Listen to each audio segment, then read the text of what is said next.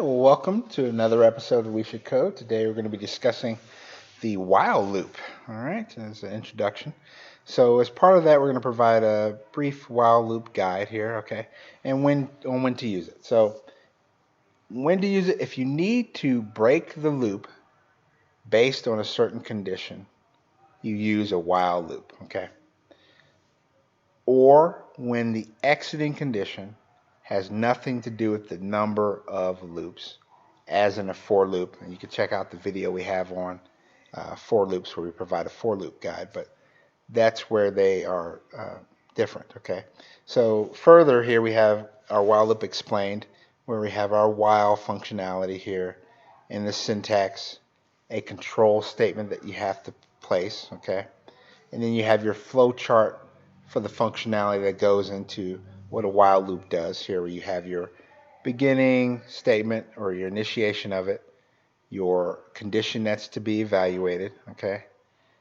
If that condition is true, you continue the loop all the way through as many iterations as you need until that condition is false. And then when it's false, you end the loop, okay? It's very simple, all right?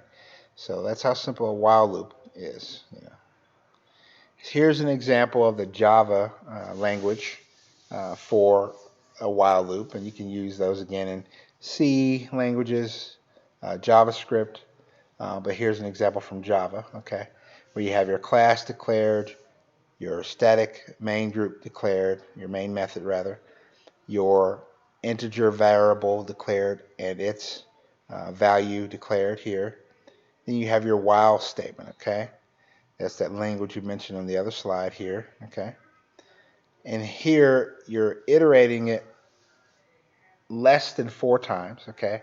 So that it will return a hello universe 3 times, for example. So it'll display on your screen hello universe 3 times.